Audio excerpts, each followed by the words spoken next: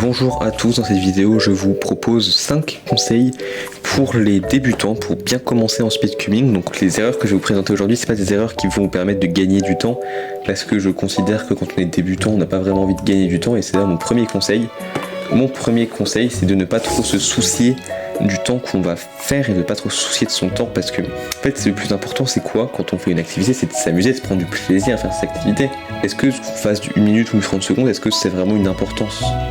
Ce qu'on veut, c'est prendre du plaisir en faisant l'activité. Je sais que c'est important de faire des bons temps et de progresser, parce qu'après on est fier de soi car on progresse. Mais ça ne sert à rien de se dire oui, je suis pas sub 30, il faut à tout prix que je sois sub 30 le plus rapidement possible. Parce que là, ça ne sert à rien. Parce que si vous vous dépêchez, on va dire, d'être sub 30, vous allez omettre beaucoup de choses et vous allez devoir apprendre beaucoup d'algorithmes. Et en plus, c'est pas très intéressant d'apprendre des algorithmes. Il faut le faire, mais c'est pas fun, hein, honnêtement.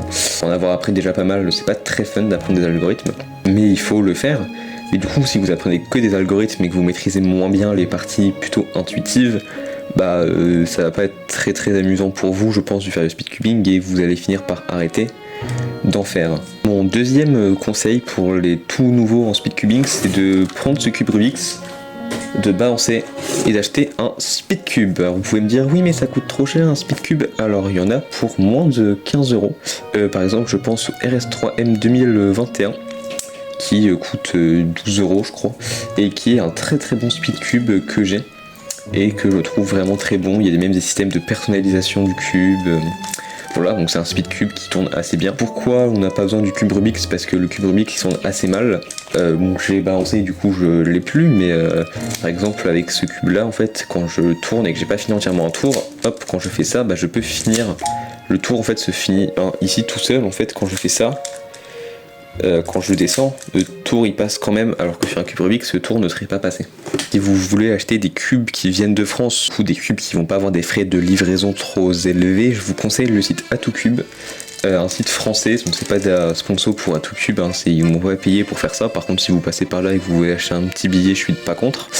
Mon troisième conseil pour les débutants pour qui s'amusent à faire du Rubik's Cube, je conseille de ne pas que vous limiter au Rubik's Cube classique, le 3x3, mais d'acheter d'autres variantes. Par exemple acheter un 2x2, parce que c'est plus ou moins pareil que le 3x3, mais en fait c'est pas exactement la même chose, ça va plus vite et je trouve ça aussi assez fun à faire. Par exemple acheter des cubes qui demandent un peu plus de défis. Par exemple un 4x4 c'est un peu plus de défi qu'un 3x3, mais vous pouvez quand même toujours trouver des tutoriels sur comment résoudre un 4x4, comment résoudre même d'autres cubes. Quasiment tous les cubes ont un tutoriel, au moins en anglais. En français il n'y en a pas pour tous les cubes, mais j'espère y remédier, faisant des tutoriels pour plus ou moins tous les cubes, mais il y en a que j'ai pas réussi à résoudre moi-même. Donc vous pouvez acheter des modifications, par exemple 4x4, 5x5, même plus 6x6 si vous voulez. 7x7 ça commence à faire beaucoup, ça commence à devenir juste long à résoudre. Par exemple le Megaminx que je trouve assez sympa à résoudre. Ce cube aussi, le Master Morphix 5x5, j'ai aussi la version pas 5x5. Le cube miroir aussi est très bien pour commencer, parce que c'est juste une variation du 3x3.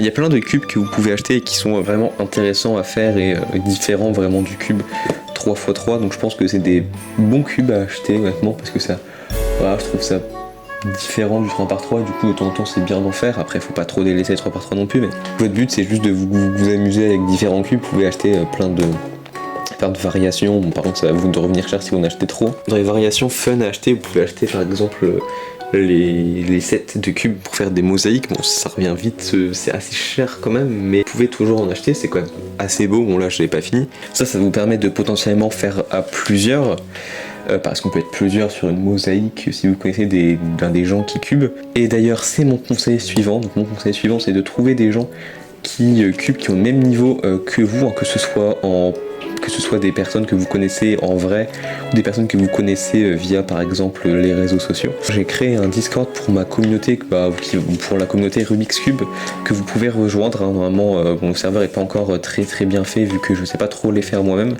mais voilà. Si vous posez des questions je vous répondrai. Bon s'il y a trop de questions je pourrais plus répondre, mais les gens vont répondre. Ce qui va être bien c'est que vous serez une communauté, mais du coup il y aura beaucoup d'entraide. Et du coup justement vous pourrez trouver des gens qui ont le même niveau que vous, trouver des gens qui ont le même niveau que nous, ça permet d'avoir une personne avec qui on peut parler du Rubik's Cube, donc sur votre entourage par exemple, si on trouvait une au collège / lycée si vous y êtes encore, mais sinon plutôt sur les réseaux sociaux ça peut être bien aussi devoir y passer du temps avec des personnes, de passer du bon temps avec des personnes, parce que c'est toujours agréable, je pense, de parler d'une passion commune. Si vous êtes passionné par le Rubik's Cube, même si vous êtes débutant, vraiment vous n'êtes pas trop passionné par la chose que vous êtes en train de faire, toujours sympathique d'avoir une personne avec qui finalement faire un peu de compétition, parce que c'est là qu'on progresse le plus quand on s'entraide, c'est là où on va être le plus motivé pour essayer d'être meilleur que l'autre et donc gagner du temps et de la motivation. Mon conseil suivant, c'est de s'abonner à ma chaîne YouTube parce qu'elle pose des tutoriels très instructifs. J'ai rien de plus à dire sur ça, mais abonnez-vous. Le dernier conseil de cette vidéo, c'est d'emmener votre Rubik's Cube, alors ça peut être un 2x2, un 3x3, un 4x4, plus ou moins partout. Alors je vous conseille pas de prendre trop des gros cubes, genre des 7x7, parce que c'est super long à résoudre, mais par exemple prendre un 3x3 sur soi, quand on s'ennuie, par exemple dans les transports, si vous prenez le bus, le train, le métro, en fait, vous pouvez juste le faire dans le bus, dans le train, dans le métro, ça vous permet de passer le temps à faire autre chose que scroller sur votre téléphone, sur TikTok, Instagram. Ça aide à faire quelque chose de plus productif, je trouve. Moi j'espère que cette vidéo vous a plu, j'ai pas grand chose à vous dire à part liker, vous abonner, ça c'est comme d'habitude. Sur ce, bonne journée, au revoir.